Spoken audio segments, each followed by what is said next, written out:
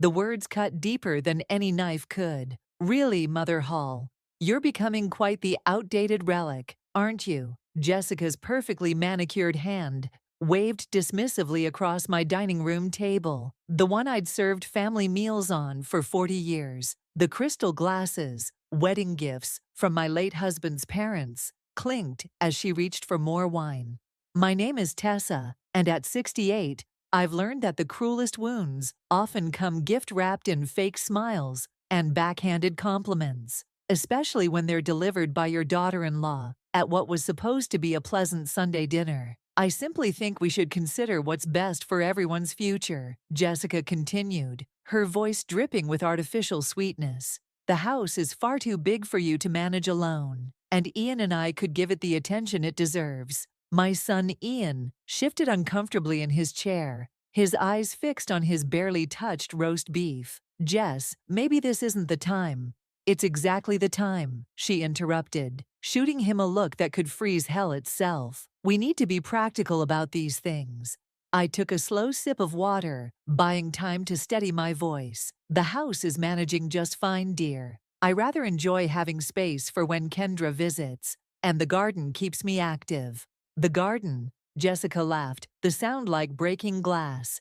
Is that what you call that mess of weeds? Brian next door must be thrilled about what it's doing to his property values. Actually, Brian had just yesterday commented on how lovely my roses were looking. But I didn't say that. Instead, I watched as Jessica topped up her wine glass for the third time, her expensive bracelet catching the light from my antique chandelier. I made a chocolate cake for dessert, I said, rising from my chair. Ian's favorite recipe. Oh, Mother Hall, you shouldn't have.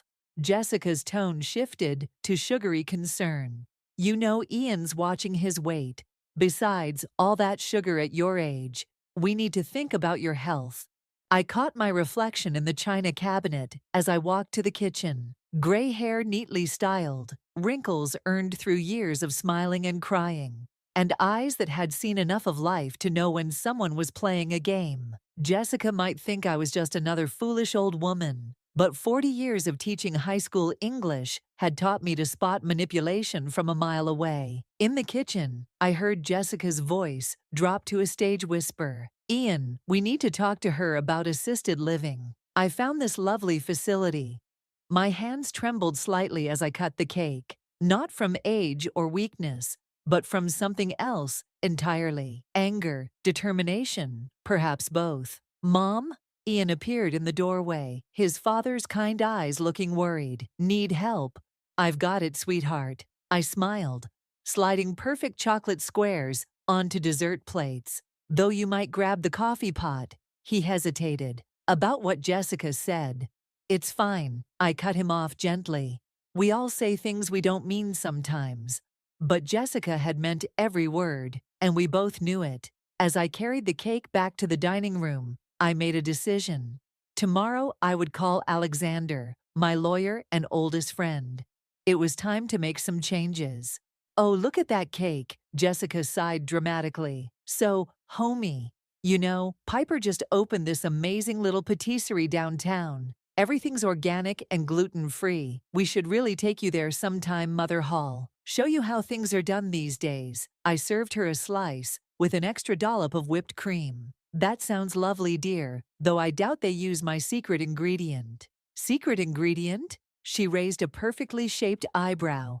Yes, I smiled, watching her fork hover uncertainly over the cake. Love. Jessica's laugh was sharp enough to cut diamonds. Oh, Mother Hall, you're absolutely precious. Isn't she precious, Ian? But Ian was too busy enjoying his cake to answer, and I saw a flash of real anger cross Jessica's face. Good. Let her see that some bonds couldn't be broken with snide remarks and fake concern. Later, after they'd left, and I was alone with my thoughts and dirty dishes, I found myself standing in front of the family photos on my living room wall. My late husband's smile beamed back at me, and I touched the glass gently. You always said to kill them with kindness, dear, I whispered, but sometimes kindness needs a little help from careful planning. I reached for my phone, scrolling to Alexander's number. Tomorrow would be soon enough to set things in motion. After all, revenge, like a good chocolate cake, is best served with patience and precision. Are you absolutely certain about this, Tessa? Alexander peered at me over his reading glasses. The will draft spread across his mahogany desk. The morning sun streaming through his office windows caught the silver in his hair, reminding me how long we'd known each other. More certain than I've been about anything in years, I replied, straightening in my chair. The house and majority of assets will go to the Children's Hospital Foundation. The rest split between the local women's shelter and the literacy program. He leaned back, fingers steepled. And Ian? A modest trust, enough to show I care, but not enough to attract vultures. I couldn't keep the bitterness from my voice. Jessica won't take this lying down, Alexander warned, shuffling the papers. She's already called my office twice this week, fishing for information about your estate. That made me sit up straighter. She what? Oh yes, apparently she's concerned about your cognitive decline. Her words, not mine, he snorted. I've known you for 40 years, Tessa. The only thing declining is my tolerance for— A knock interrupted us. Alexander's secretary poked her head in. Mr. Norton is here to see you, sir. Jacoby, I whispered, my heart racing. Jessica's brother. Alexander's face darkened. Tell him I'm in a meeting. He says it's urgent, something about Mrs. Hall's estate planning. I stood up, gathering my purse. I'll use the side door, but Alexander, make copies of everything. Keep one set in your home safe. He nodded, understanding my paranoia wasn't unfounded. As I slipped out, I heard Jacoby's voice in the reception area, smooth as oil on water. I took the long way home, stopping at the coffee shop near the park. As I stirred my tea, a familiar voice carried from the booth behind me. She's getting suspicious, Piper. I can feel it. Jessica's voice was tight with frustration. I froze, cup halfway to my lips. So what? Piper replied. She's one old lady against your word. Ian trusts you.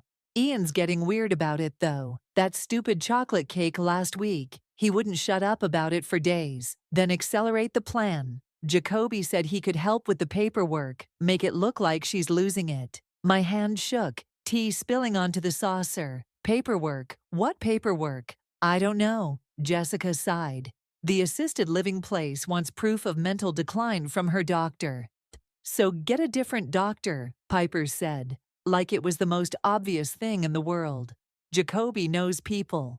It's not that simple. There's the house to think about, the investments. Alexander's been her lawyer forever. He's not just going to roll over, then go around him. Once she's declared incompetent, Ian gets control, and you control Ian. I'd heard enough. Leaving money on the table, I slipped out, my mind racing. Back home, I called Kendra immediately. They're plotting something, I said, as soon as she answered. Jessica and her brother. Slow down, Tess. What exactly did you hear? I repeated the conversation, my sister's silence growing heavier with each word. You need to tell Ian, she finally said. He won't believe me. You should see how she works him. Kendra, it's like watching a spider wrap up a fly. Then document everything. Record conversations if you have to. Take pictures. Build your case. I'm not going to spy on my own family. They're spying on you, Kendra pointed out. And worse, they're planning to take everything Dad worked for and— A car door slammed outside. Through my window, I saw Jessica getting out of her SUV. Jacoby right behind her. They're here, I whispered. Both of them. Don't let them in. Kendra's voice rose. I'm coming over. No, I need to hear what they're planning. I hung up as the doorbell rang. Taking a deep breath, I opened the door to find Jessica's perfect smile and Jacoby's expensive suit. Mother Hall, what a surprise finding you home.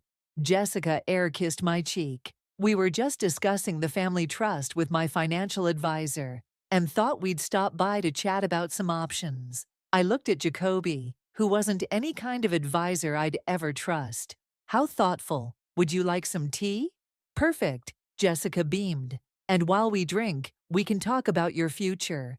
We have some wonderful ideas to share. I led them to the living room, my mind racing. They thought they were setting a trap, but they'd just walked right into mine. After all, my phone was still recording in my pocket, capturing every word of their wonderful ideas. Sometimes the best revenge isn't just about changing a will, it's about letting people reveal themselves for exactly who they are. Listen to this part again, I said, pressing play on my phone. Kendra leaned forward in her armchair, her coffee forgotten, as Jessica's recorded voice filled my living room. Just sign these papers, Mother Hall.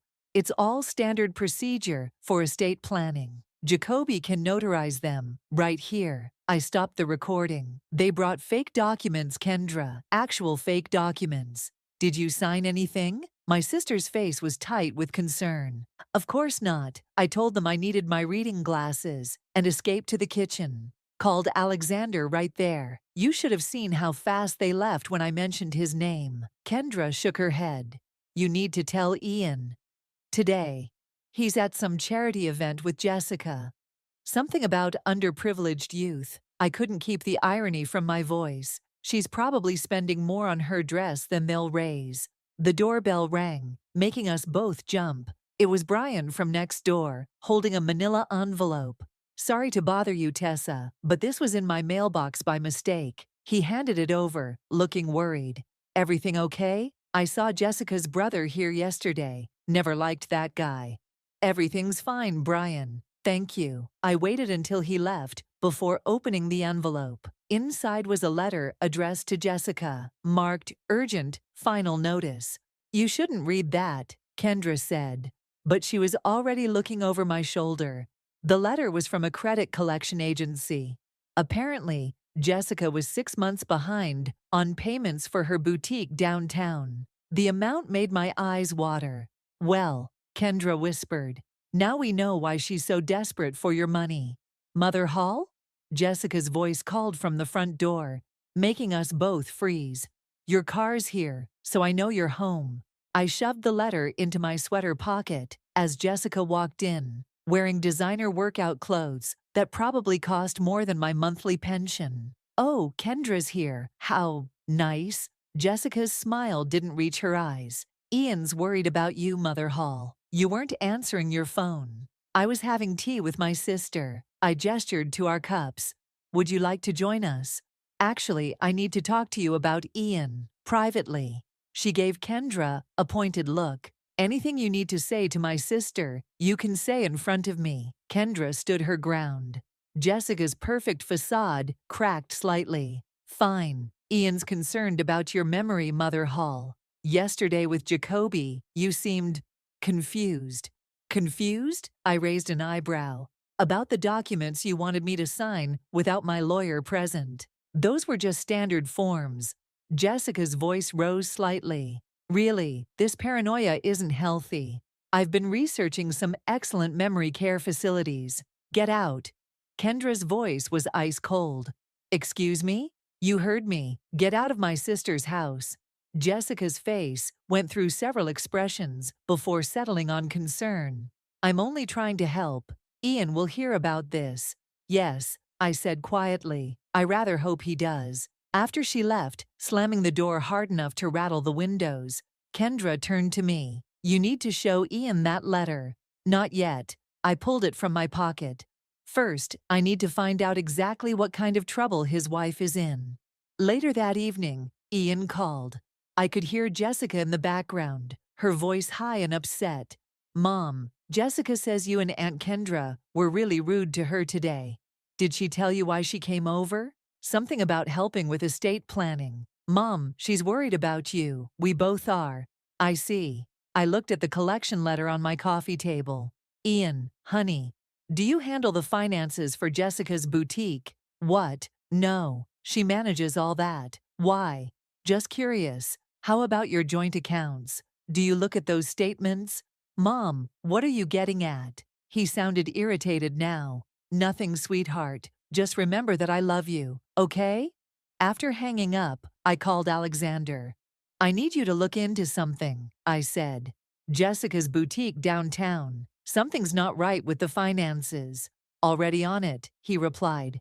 And Tessa, I found something else. A letter from Jacoby to Jessica, from 6 months ago. It fell out of his briefcase yesterday when he was here. My heart skipped. What does it say? Let's just say it confirms everything we suspected. Come by tomorrow morning. And Tessa, bring that collection letter you found. We're going to need it. I sat in my quiet house, looking at the family photos on the wall. Soon, very soon, all the pieces would fall into place. Jessica thought she was playing chess, but she'd forgotten one important thing. I'd been teaching strategy to high school students longer than she'd been alive. Alexander spread the documents across his desk like a dealer laying out cards. Look at this, he pointed to Jacoby's letter. He's not just helping Jessica with fake medical evaluations. He's been cooking the books at her boutique for months. I scanned the letter, my hands shaking. He's laundering money through her store. Among other things, Alexander pulled out more papers. The boutique's been running at a loss for 2 years, but somehow Jessica keeps pulling out large sums of money. Care to guess where it's going? Offshore accounts, I whispered, remembering snippets of conversations I'd overheard between her and Piper. The office door burst open. Mrs. Hall. Alexander's secretary looked panicked. Jessica and her brother are here. They're demanding to see you both. Perfect timing. Alexander smiled grimly, pressing a button on his desk phone. Send them in.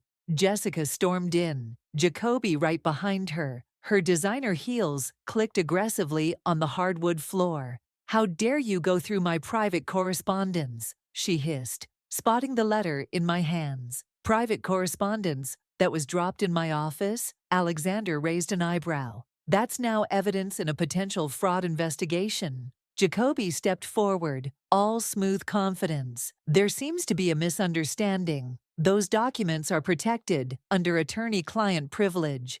You're not an attorney, Jacoby, I said quietly. We checked. You were disbarred 3 years ago. The color drained from Jessica's face. Mother Hall, please. Whatever you think you know, I know everything. I pulled out my phone, playing the recording from my living room. Jessica's voice filled the room, discussing fake medical evaluations and forged documents. That's illegal, Jacoby snapped. You can't record people without their consent. In this state, you can if you're gathering evidence of a crime, Alexander countered, which conspiracy to commit elder fraud certainly is. Jessica's perfect mask cracked completely. You stupid old woman. Do you have any idea what you've done? That money was supposed to be mine. Ian promised. Ian promised what exactly? A new voice asked from the doorway. We all turned to see my son standing there, his face ashen. Behind him stood 2 police officers and a man in a suit who flashed an FBI badge. Ian! Jessica's voice turned sugary sweet. Darling, I can explain everything. Your mother is confused. Stop. Ian held up his hand. Just stop. I heard everything. The FBI has been watching Jacoby's financial dealings for months. They came to me last week with questions about the boutique's accounts. You've been working with them.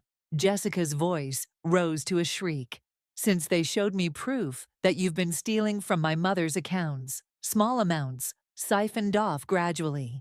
Did you think I wouldn't notice? I hadn't known about Ian's involvement. Looking at my son now, I saw not the little boy who needed protecting, but a man who'd grown strong enough to face hard truths. Mrs. Norton, the FBI agent stepped forward. We have some questions about your financial dealings with your brother, and about certain documents you attempted to have Mrs. Hall sign. This is ridiculous. Jacoby tried to push past Ian. You have nothing concrete. We have everything. Ian's voice was cold. Every transfer, every forged document, every conversation about having my mother declared incompetent. It's over. The next few minutes were a blur of activity. The officers led Jessica and Jacoby away, their protests echoing down the hallway. I watched through the window as they were placed in separate police cars. Mom, Ian turned to me, his eyes wet. I'm so sorry. I should have seen it sooner. You saw it when it mattered. I pulled him into a hug, feeling his shoulders shake. Did you know? He asked. About me working with the FBI. No, I smiled. I was running my own investigation. Great minds think alike, I suppose. Alexander cleared his throat. We should discuss next steps. The FBI will want formal statements, and there's the matter of the will. The will stays exactly as it is, I said firmly. The majority goes to charity, with a trust for Ian. That was always the plan, even before all this. Ian squeezed my hand. I never wanted your money, Mom. I just wanted you to be safe. I know, sweetheart. I looked at the scattered papers on Alexander's desk, evidence of Jessica's greed and manipulation. Sometimes the best revenge isn't about keeping wealth from people who want it. It's about showing them that some things, like family, trust, and integrity, are worth more than money ever could be. As we left Alexander's office together, I felt lighter than I had in months. The truth had finally come to light, and with it, a chance for my family to heal and rebuild. The morning paper lay on my kitchen table, Jessica and Jacoby's faces staring up from the front page. Local boutique owner and brother arrested in fraud scheme. The headline screamed. My tea had gone cold as I read through the details for the third time. The doorbell rang. It was Piper, looking nothing like her usual polished self. Mrs. Hall. She twisted her designer handbag strap. I need to talk to you about Jessica.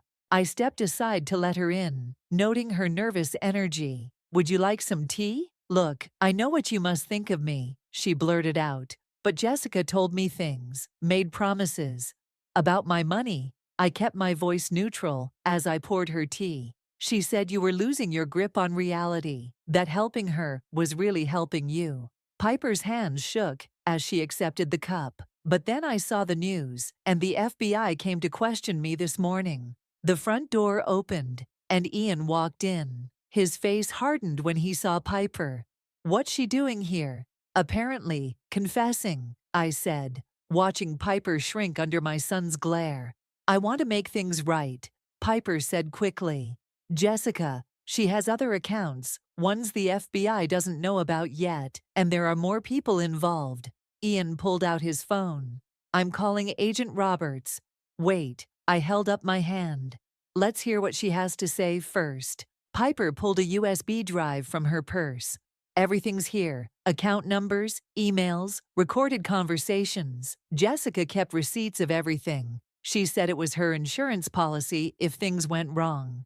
Insurance against whom? Ian asked. Everyone. You, her brother, even that lawyer friend of hers who helped set up the offshore accounts. My phone buzzed. A text from Alexander. Emergency. Jessica requesting private meeting with you. Police approved. Decision needed ASAP. She wants to see me, I announced, showing Ian the message. Absolutely not, he snapped. Actually, Piper leaned forward. You might want to. Jessica's desperate. When she's desperate, she talks. I thought about it for a moment. Call Agent Roberts. Tell him I'll meet with Jessica, but I want everything recorded. 2 hours later, I sat across from Jessica in a small room at the police station. Her designer outfit had been replaced by an orange jumpsuit, but her spine was still ramrod straight. Mother Hall, she attempted her usual sweet smile. Thank you for coming. What do you want, Jessica? To apologize. She leaned forward. I was wrong. About everything. If you drop the charges, I'll make it right. I'll tell Ian everything. Return every penny. Like the money you stole from the children's cancer charity at your last fundraiser. I watched her face freeze. Yes, Piper told us about that too. That little snake, Jessica hissed, mask slipping. After everything I did for her. You mean blackmailing her with photos of her affair with your brother? Jessica's eyes narrowed. You're not as helpless as you pretend to be, are you? I taught high school for 40 years, dear. I can spot a mean girl running a con from a mile away. Fine. She sat back, all pretense gone. What do you want? Nothing. The FBI has everything they need. This meeting was just to give you a chance to do the right thing. I stood up. You failed that test too. Wait, real panic crept into her voice. The prosecution offered a deal. If I give them everything on Jacoby's operation, they'll recommend a lighter sentence. but I need character witnesses. If you and Ian would just— Goodbye, Jessica. You can't do this to me, she shrieked as I reached the door. I'm family. I turned back one last time. No, dear, you're just someone who tried to steal from family. There's a difference. Outside, Ian was waiting with Agent Roberts. How did it go? About as expected. I handed the agent the recording device they'd given me. She's all yours. Mom, Ian hesitated. There's something else. The FBI found evidence that she might have had something to do with Dad's medication mix-up last year. The world tilted slightly. My husband's sudden decline had seemed so strange at the time. We'll need you to testify, Agent Roberts said gently. Both of you. I gripped Ian's hand, feeling his strength flow into me. Then that's what we'll do. Later that night, Kendra came over with dinner. As we sat in my living room, the evening news played quietly in the background, showing Jessica and Jacoby being led into court. Are you okay? My sister asked softly. I looked at the family photos on my wall, my husband's smile forever frozen in time. I will be. The truth has a way of healing things, even if it hurts at first. Speaking of truth, Ian set down his fork. There's something else you should know. I'm selling the house Jessica and I bought. Moving back here, if you'll have me. For the first time in months, I felt tears of joy rather than sorrow. Sometimes the best revenge isn't about getting even. It's about getting your family back. The prosecution calls Tessa Hall to the stand. The courtroom fell silent as I made my way forward. Jessica sat at the defense table, her orange jumpsuit, a stark contrast to her lawyer's expensive suit. She wouldn't meet my eyes. Mrs. Hall, the prosecutor approached. Please tell the court about your husband's final months. Objection. Jessica's lawyer jumped up. Relevance. Goes to pattern of behavior and motive, Your Honor. Overruled. Proceed, Mrs. Hall. I gripped the microphone, my voice steady. Robert was healthy, active. Then suddenly, he started getting confused. The doctors couldn't explain it. And did the defendant have access to your home during this time? Yes, she had a key. Said she wanted to check on us. Help with medications. Jessica shifted in her seat, her handcuffs catching the fluorescent light. The FBI found these in the defendant's safety deposit box. The prosecutor held up a small bottle. Can you identify them? Those are Robert's heart pills. The same pills that, when tested, showed traces of dangerous substances not prescribed to your husband. Objection. Jessica's lawyer shouted again. Withdrawn.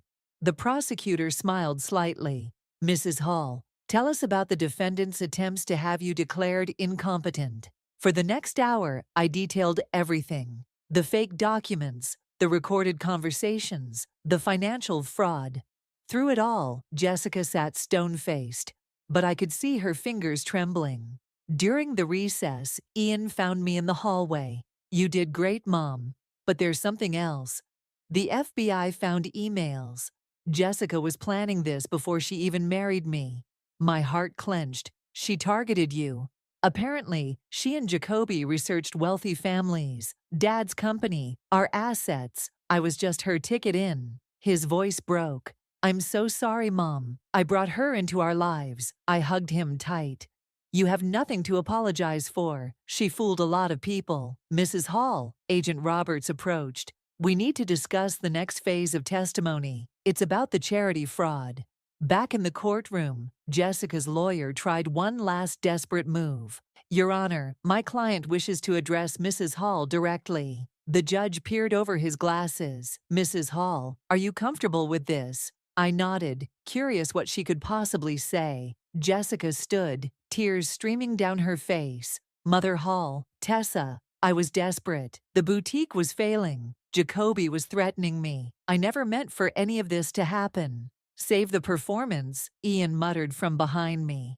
I loved Robert like my own father, Jessica continued. And I love you. Please, if you speak to the judge about leniency. Mrs. Norton, the judge interrupted. Are you attempting to manipulate a witness in my courtroom? Jessica's tears dried instantly. I'm trying to make amends. By lying again. I stood up. Should we play the recording where you laughed about Robert's confusion? Or show the emails where you planned all this before you even met my son? The courtroom erupted in whispers. Jessica's lawyer looked like he'd swallowed a lemon. Order. The judge banged his gavel. Mrs. Norton, sit down. Mrs. Hall, would you like a moment? No, Your Honor. I'd like to say something if I may. He nodded. I turned to face Jessica fully. I've been thinking about karma lately, how everything comes full circle. You thought I was just a foolish old woman you could push aside. But I taught literature for 40 years. I know how stories like this end. Your Honor, Jessica's lawyer started. Let her finish, the judge commanded. The thing about karma, Jessica, is that it teaches us lessons. Your lesson: sometimes the people you underestimate are the ones you should have feared the most. The rest of the day passed in a blur of testimony and evidence. By evening, Jessica's lawyer was desperately pushing for a plea deal. Outside the courthouse, reporters swarmed us. Mrs. Hall, how do you feel about your daughter-in-law's betrayal? Will you be attending tomorrow's hearing about the charity fraud? Any comment on the allegations about your husband's death? Alexander appeared, parting the crowd. My client has no comment. Please respect her privacy. As we drove home, Ian reached over and squeezed my hand. One more day of testimony, Mom. Then it's over. Not quite, I said, thinking of the dinner I had planned for the weekend. There's still the matter of the will reading. I've invited some special guests. The charity representatives, I smiled. Among others. Jessica thought she was playing a long game. She never realized I was playing a longer one. That night, I sat in Robert's old chair, looking at our wedding photo. You always said justice finds its way, I whispered. I wish you could see it happening. A text from Alexander lit up my phone. Plea deal offered, 15 years minimum. They're taking it. I closed my eyes, feeling a weight lift from my shoulders. Tomorrow would bring more drama, but tonight, at least, karma had done its job. The formal dining room hadn't seen this many people since Robert's wake. Alexander stood at the head of the table, documents spread before him, while representatives from 3 different charities sat along one side. Ian, Kendra, and even Brian from next door filled the other chairs. And at the far end, looking like she'd rather be anywhere else, sat Piper. Before we begin the official reading, Alexander adjusted his glasses. Mrs. Hall would like to say a few words. I stood, feeling stronger than I had in months. Thank you all for coming. Some of you might wonder why I've gathered such an unusual group for this reading. Piper shifted uncomfortably in her seat. My late husband built his fortune on one principle: doing good matters more than doing well. Jessica never understood that. She saw money as power, not responsibility. Mom, Ian started, but I held up my hand. Let me finish, dear. Today isn't just about revealing my will. It's about revealing what wealth can do in the right hands. Alexander nodded and began reading. To the Children's Hospital Foundation, 40% of the estate, specifically for their pediatric cancer research program. The hospital representative gasped softly. To the Women's Shelter, 30%, earmarked for their education and job training programs. Tears appeared in the shelter director's eyes. To the Literary Foundation, 20%, dedicated to adult literacy programs in underserved communities. The foundation's representative was already scribbling notes. And to my son, Ian. Alexander paused, looking up. 10%, plus the family home, with one condition. Ian leaned forward. Condition: that you use part of it to establish a scholarship fund in your father's name at the high school where I taught, for students interested in business ethics. A laugh rippled through the room. Even Ian smiled, understanding the pointed message to Jessica, though she wasn't present to hear it. There's more, Alexander continued. Mrs. Hall has also arranged for annual donations to be made to the FBI's fraud prevention program, specifically their elder abuse division. Piper stood abruptly. I should go. Sit down, I said firmly. There's something for you too. Her eyes widened. For me? Yes, in exchange for your testimony against Jessica and Jacoby, I'm providing seed money for a new business, a legitimate one this time.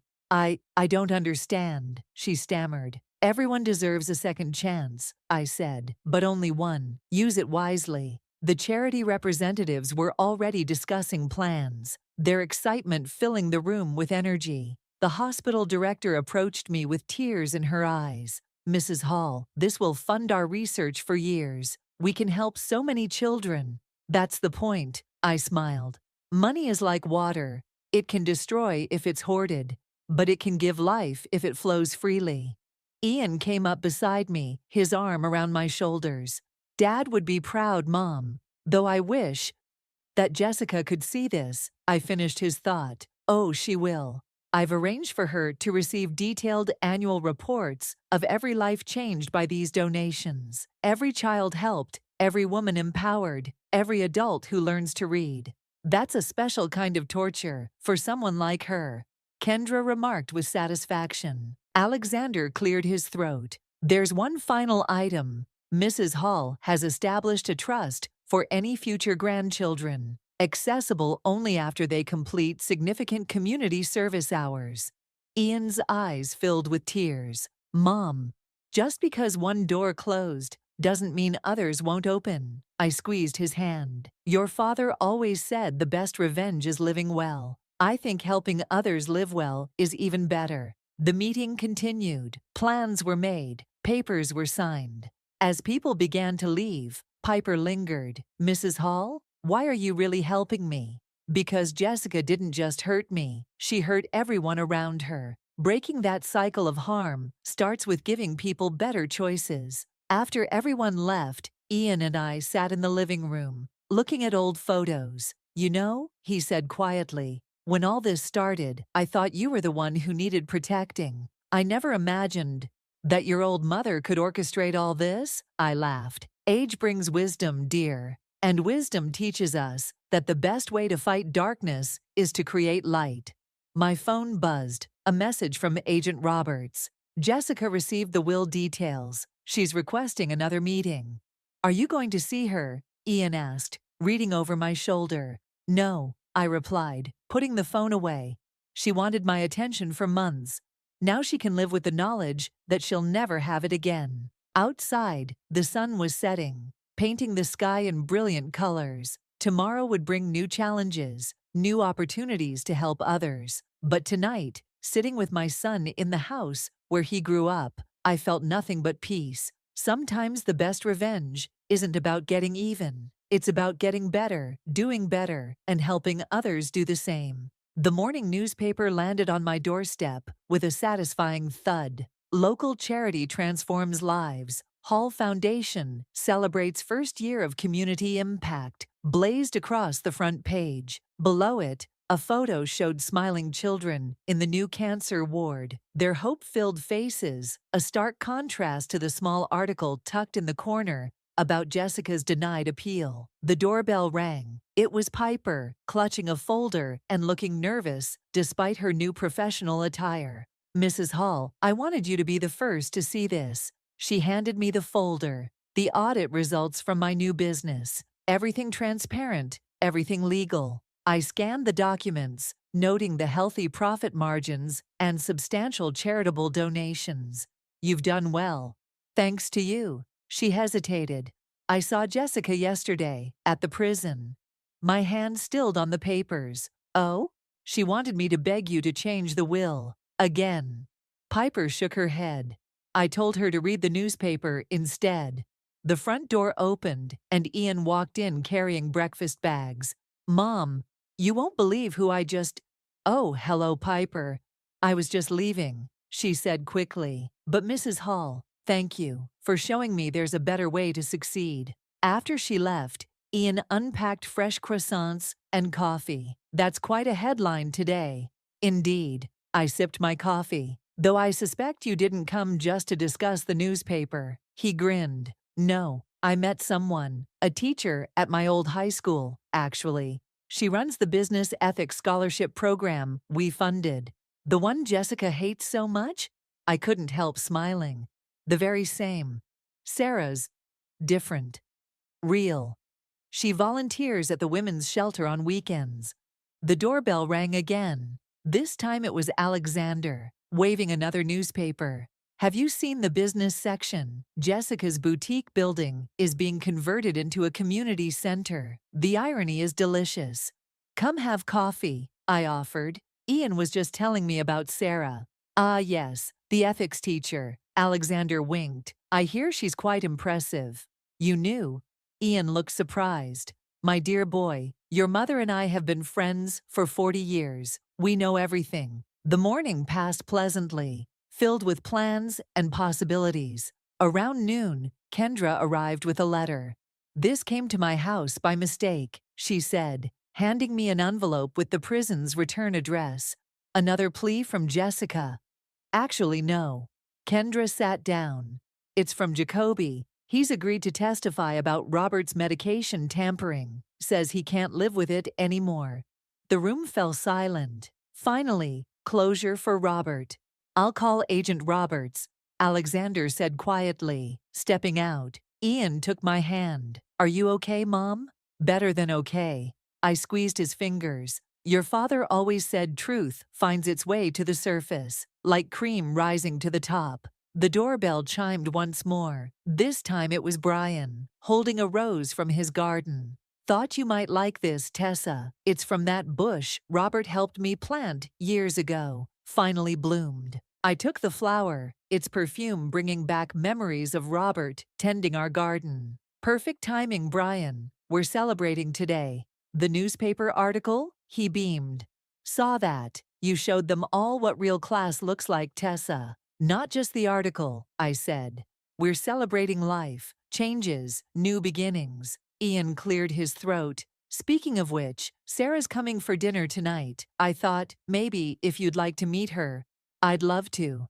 I placed the rose in a vase. Your father always said the best revenge against darkness is to create more light. I think he'd be happy to see us all here, moving forward, making things better. Alexander returned, his phone call complete. Agent Roberts says they'll reopen the investigation into Robert's death. Jacoby's testimony changes everything. Good, I said firmly. But right now, I want to focus on life. Ian, tell us more about Sarah. As my son talked about his new relationship, his face glowing with possibility, I looked around my living room. Kendra and Alexander arguing playfully about dinner plans. Brian sharing gardening tips. The newspaper headlines promising hope to strangers. Even Piper finding her way to honest success. This was real wealth, not the money Jessica coveted, but the richness of relationships, of doing good, of making a difference. The rose's perfume filled the room, and for a moment I felt Robert's presence so strongly it took my breath away. He would have loved this. Family, friends, justice, and hope, all intertwined. Mom? Ian touched my arm. What are you thinking about? That sometimes the happy ending isn't what we expected, I smiled. Sometimes it's better. Outside, children laughed as they passed by, probably heading to the new community center. Inside, my family and friends continued planning dinner, their voices warm and real, and alive with possibility. This was victory, not just over Jessica's schemes, but over darkness itself. One good deed, one changed life, one blooming rose at a time.